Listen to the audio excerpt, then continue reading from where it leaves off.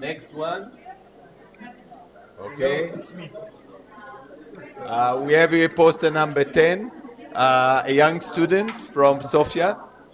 Can you present yourself? I just graduated last year, and I started already with the advanced orthodontic treatment.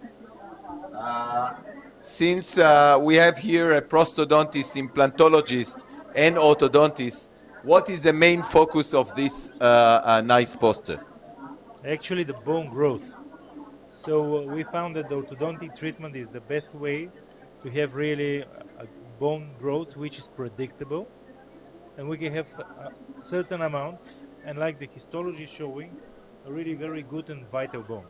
So what we found actually in the histology, and it's still part of our research, is a genetic in the cells that the bone is still growing after years after the treatment.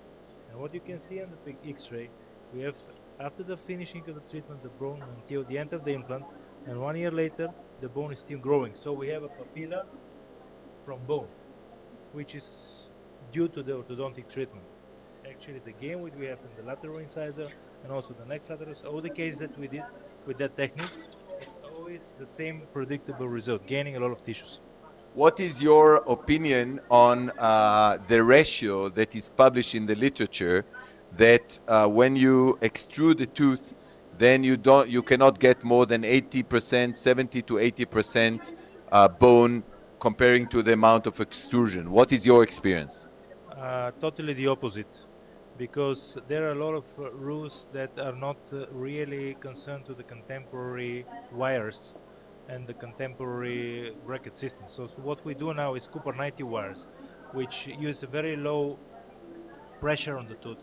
We use very slowly. We do it 1 millimeter per month, so we don't hurry, because the nature needs time to format the bone. And after we finish the treatment, we leave it for 2 months in order to have a maturation of the bone. So that's it. And we don't have, as you see here, actually, we have much more. And last question, because I'm interested in this topic. When you do the extrusion, you said you wait for 2 months. After finishing. There are different approach that says that we want to do the implant when the tissue is hot, meaning the all cells are very active. What is your opinion? That's why I'm a researcher. I use histology. We did histology immediately. We did histology in 3 months, in 2 months, and the best bone formation. Okay, not the best, of course. 3 months later is better, but let's say the ideal is 2 months, because immediately we have tissues. Yes, they are fresh, but we have the bone. The bone is not natural. So here, if you see, at this time we don't have any more osteoclast, and actually we have a very good mast cells. These cells are not so healthy immediately. That's why we do it that way. So we try to prove it with cancer histology. Very, very nice. When is going to be published? I hope so.